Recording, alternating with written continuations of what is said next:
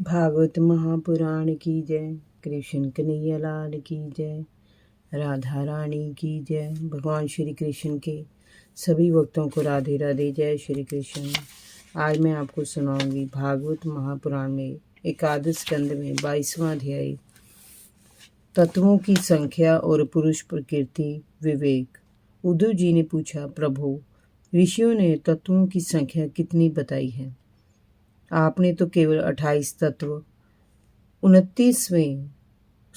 19वें अध्याय में गिनाए हैं, परंतु कुछ विद्वान 26 तत्व बताते हैं, कुछ 25, कुछ 7, कुछ 9, कुछ 6, कुछ 4 और कुछ 11 बताते हैं।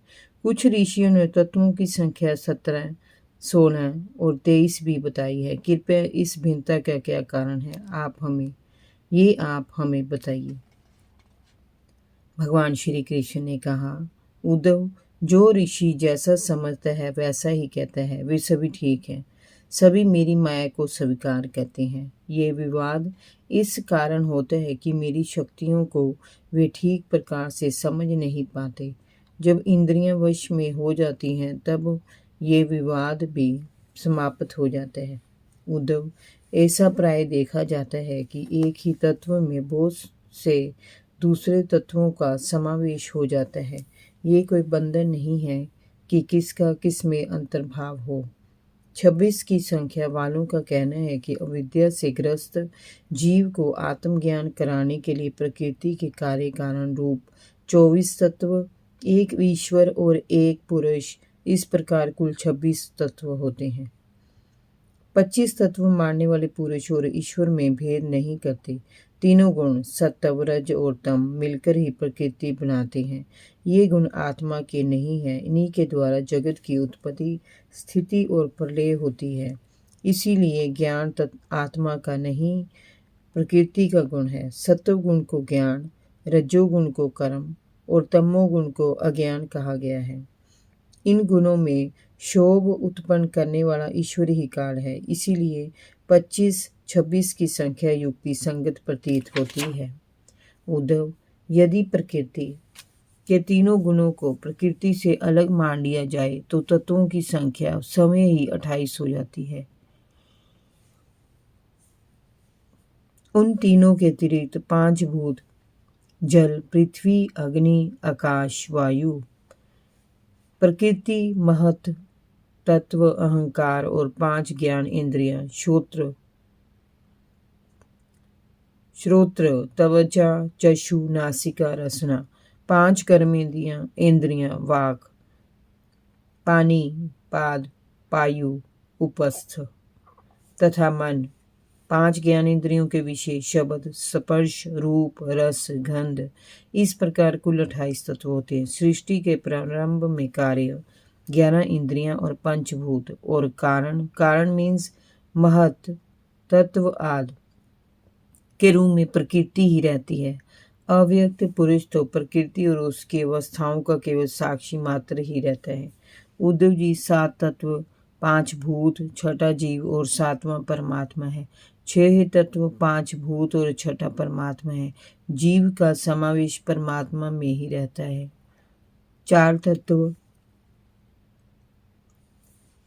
आत्मा से तेज, जल और पृथ्वी की उत्पत्ति हुई। सभी पदार्थ इन्हीं 4 तत्वों से जन्म लेते हैं। 17 तत्व, 5 भूत, 5 तन मात्राएं, 5 ज्ञानेंद्रियां, 1 मन और 1 आत्मा। 16 तत्व मानने वाले आत्मा में ही मन का प्रवेश मानते हैं।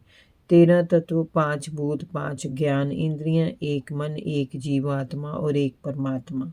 11 तत्व, 5 भूत, 5 ज्ञानेंद्रियां, 1 आत्मा। 9 तत्व, 5 भूत, मन, बुद्धि और अहंकार तथा पुरुष। इस प्रकार ऋषियों ने अलग अलग प्रकार से तत्वों की गणना की है। जो तत्वज्ञानी है वे किसी मत में भी बुराई नहीं मानते।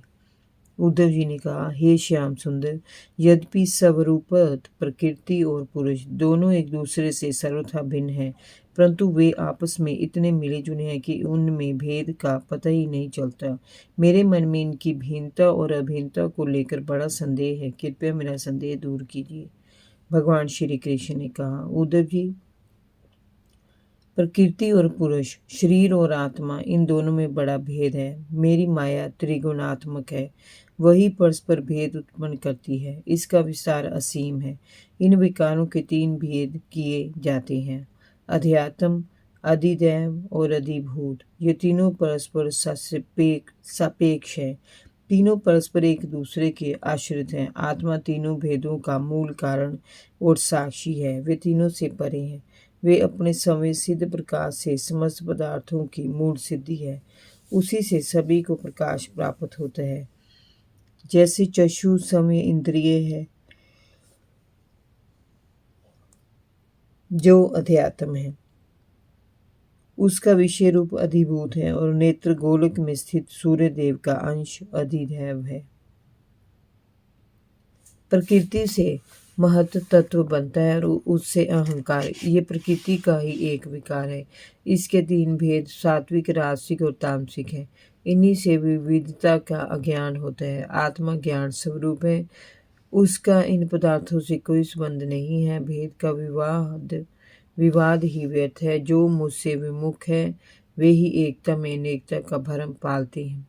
उद्धव जी ने पूछा, भगवान, व्यापक आत्मा एक ही है, उसका एक शरीर से दूसरे शरीर में जाना और अकर्ता का कर्म करना और नित्य का जन्म मरण कैसे संभव है? आपने ही कहा है कि आपसे विमुख होकर जीव अपने किए पाप पुण्यों के फलस्वरूप विभिन्न योनियों में भटकते रहते हैं। ये क्या भूल भुलैया है? कृपया इसे समझाइए।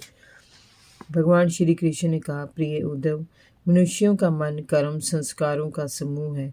उन संस्कारों के अनुसार भोग प्राप्त करने के लिए उसे इंद्रिय रूपी लिंग शरीर मिलता है। वही कर्मों के अनुसार एक दूसरे से दूसरे शरीर में, एक लोक से दूसरे लोक में आता जाता रहता है। आत्मा इस लिंग शरीर में सर्वथा पृथक है, उसका आना जाना नहीं होता। परंतु जब वह अपने को लिंग शरीर मानकर उसमें अहंकार कर लेता है, तब उसे भी अपना आना जाना प्रतीत होने लगता है। मन कर्मों के अधीन है। वह देखे हुए या सुने हुए विषयों का चिंतन करने लगता है और क्षण भर में ही उनमें तदाकार हो जाता है।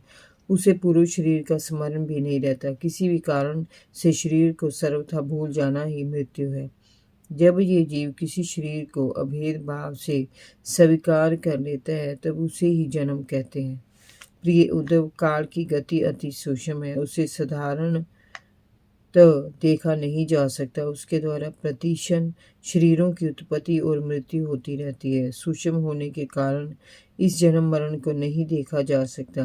जैसे ऋतुओं के आने जाने से वृक्षों की स्थिति बदलती रहती है, वैसे ही समय के साथ मनुष्य की आयु अवस्था बदलती है।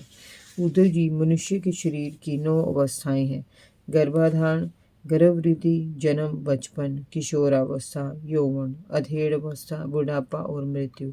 पिता को पुत्र के जन्म से और पुत्र को पिता की मृत्यु से अपने अपने जन्म मरण का अनुमान कर लेना चाहिए। जो शरीर और उसकी अवस्थाओं का साक्षी है, वह आत्मा शरीर से सर्वथा पृथक है। अज्ञानी पुरुष इस प्रकार से प्रकृति और शरीर से आत्मा का विवेचन नहीं करते। वे विषय भोगों में सच्चा सुख मानकर शरीर में ही मोहित हो जाते हैं। इसी से उन्हें जन्म मृत्यु रूपी संसार में भटकना पड़ता है। प्रिय उद्धव, इन कभी ना तृप्त होने वाली इंद्रियों से विषयों को मत भोगो।